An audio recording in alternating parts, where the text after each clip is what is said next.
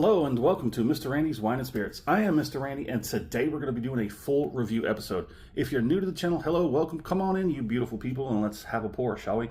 All my returning viewers, we've had many pours together and I hope to have many, many more. So today's full review is going to be of the Fighting Cock 103 proof Kentucky Straight Bourbon Whiskey. This is distilled, aged, and bottled by Fighting Cock Distilleries Company, Bardstown, Kentucky. 51.5% alcohol by volume. There's not really anything to look on the back there, so yeah, we don't need any more of that information. So let's go ahead and get this poured and talk about it, shall we? Let's go ahead and get it poured. It's got a plastic screw top. So for all of you new viewers or don't understand where Mr. Randy sits as far as proofage preferences, let's talk about it. Let me angle it just a little bit so we can get a little better on that 103. It's not going to happen. What if I sit you over here? Nope, lighting's not. It's the same. It is what it is, I suppose. Let's get it on looky-loos. Look at that. So this comes out of Bardstown, Fighting Cock Distilling Company. It's distilled, aged, and bottled. I love hearing that. I love hearing how most of things are done in-house. So let's break out Mr. Randy's handy dandy whiskey color scale off camera. I'm going to try and nail this down to, what do you think? It's kind of hard because of the lighting. I know it looks darker, but it's not that dark. It's really not that dark. I'm going to have a hard time with this, aren't I? Okay. It looks to me like it's a Auburn or tawny. That's fine enough. We don't want to look at it too much. We just want to drink it. So on the nose,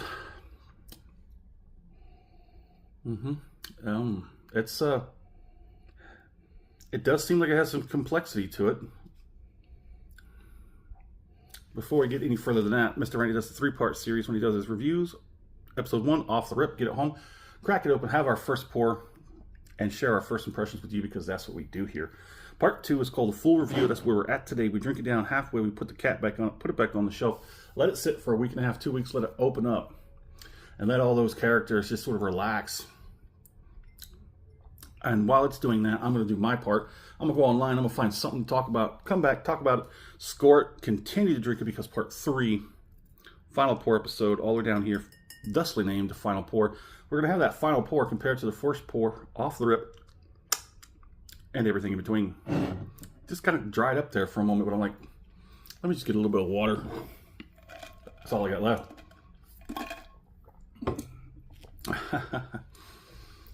So I had the microphone control arm thingamajigger attached to the desk, and somehow, some way, it came unconnected from the desk and crashed down and spooked the wife. All kinds of sorts of crazy.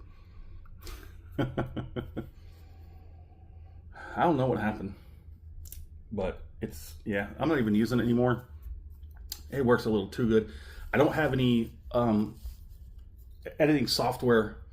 I was looking around, still can't find anything I want. I got to build like a whole system to do anything better than what I'm doing right now, and I think what I'm doing right now is just fine.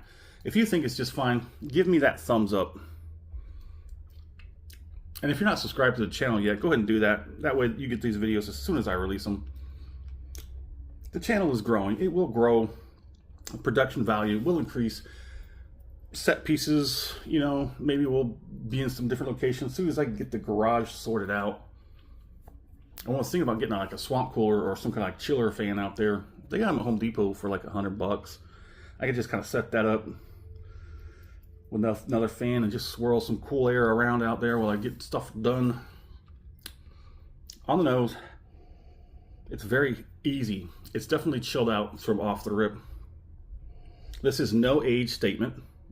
The mash bill, excuse me. What the heck? Okay. The mash bill is 75% corn, 13% rye, 12% malted barley. I do like that type of mash bill. I like my corn in the 70s.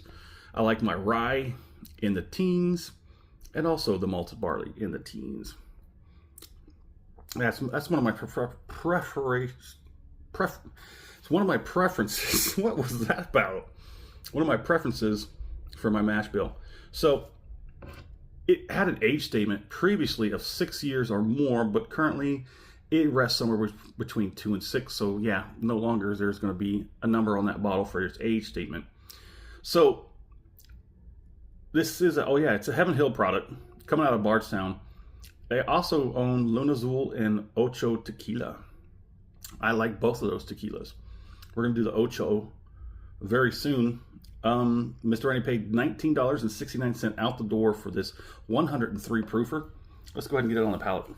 Acclimation palate to just kind of like wake everything up before we actually try and give it a true review. So let's do it.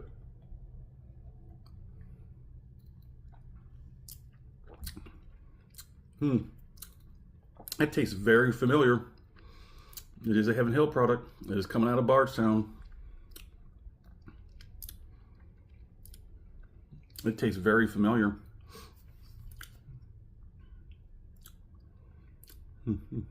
Okay, so we're definitely getting that 103 going right to the back of the mouth, right to the back of the throat, and it's just attacking that esophagus. Ooh, it's surpassing a 2. Now, like I said, for those of you who don't know, Mr. Randy and his proof situation, I usually don't go past 100 proof.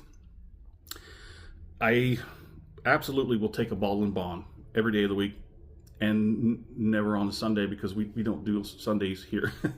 Texas does not sell spirits on Sundays, and most mechanic places don't work on Sundays either. Yeah, it's labor laws and sales and whatnot. But anywho, back to the bottle at hand.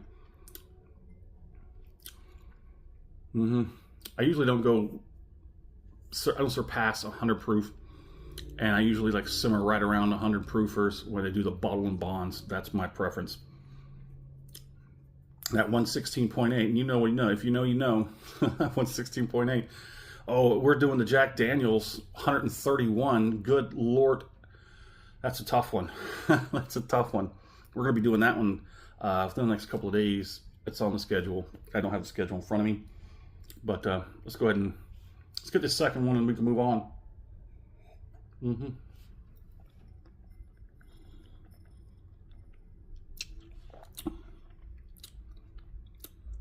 It's got some pretty good viscosity. Transfers well to mouth. Lots of spice. Then some sweet caramel, oaky, vanilla. Those things are relatively balanced.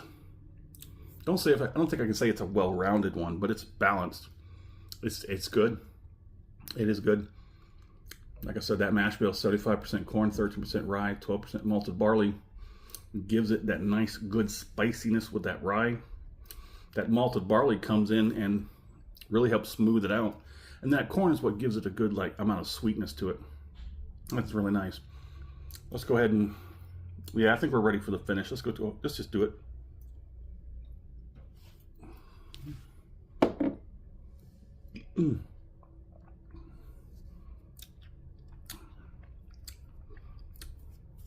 Fighting Cock.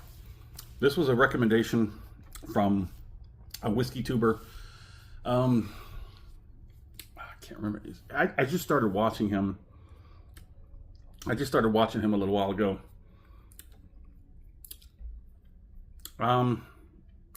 If I don't have his, I know who it is. I'll just have to look it up. I don't remember his handle or whatever. I'll put that in the comment section or the detail section.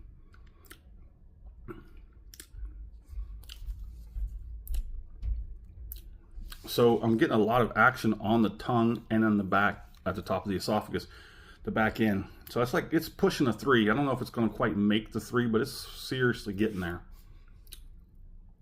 Now I'm getting gums and lips, a little tingliness, numminess on the lips and the gums. So it's not bad. I mean, it's got a real intense finish on it. I mean, yeah, it's 103, but that's beside the point. I've had bottled and bonds who don't have such an intense finish on it like that. So let's score it, shall we? This is a sub $20 bottle of a higher proofer. I know when I say higher proofer, people are like, huh. 103 is not really high. It is for me. Everybody gets their own opinions. Because in the Whiskey Tribe, that's what we do. That's how we say it. You know, you drink what you like the way you like to drink it, and don't be a, yeah. So let's score it. Oh, man, it's a sub 20. It's got a higher proof. It's got good names. It's behind it. It's a Heaven Hill product. It's got a good mash bill. It's not perfect, but it's good for Mr. Randy. My score on this is going to be a solid 4 out of 5. Always shoot from the hip, Mr. Randy. That's just the way it goes. Just follow your intuition. A solid 4 out of 5. Solid 4 out of 5 for $20. Really helped bump it up. It's a Heaven Hill product. That gave it some serious oomph. Bardstown, that mash bill. I wish it could be a little easier, a little smoother, but then I think that's where the bottle and bond comes in, where you have things more tight tolerances. What was that? Where did that come from? Yeah, my fair price. I think that's one of the biggest parts that's really like pumping this thing up, is that it's under 20 bucks. I would say if it was a little more refined, if it was a little bit easier, probably at least $30, $35. But it does have a little bit of roughness on it. So yeah, it's probably young. It's just, you can tell that it's young because it's got some rough edges. But if you can smooth those edges out, maybe give it an actual age statement, I don't know, more than just 2 years or 3 years, maybe 4. I think if you pushed 4 years on this thing, a solid 4 years, you would just make it a bottle and bond. You would just make it a bottle and bond. It'd be solid. All right, bias again. No, it's a little too rough, and I'm getting to a point now where I'm becoming more refined when I choose my bourbons. And this just isn't, I'm not liking this all that much. But man, oh man, like I said, solid 4 out of 5. That's a good deal. It's a good experience. Sub $20 bottle, Heaven Hill, that mash bill. Just make it a bottle and bond and you'd have a smasher. There you go. Well, in the comment section, love to know where you're at. What are you drinking? What's going on in the world of libations around you? Have you had the Fighting Cock? What do you think about it? If you have, let's talk about it. And as always, thanks for stopping by here at Mr. Randy's Wine and Spirits. We're going to call it a good one.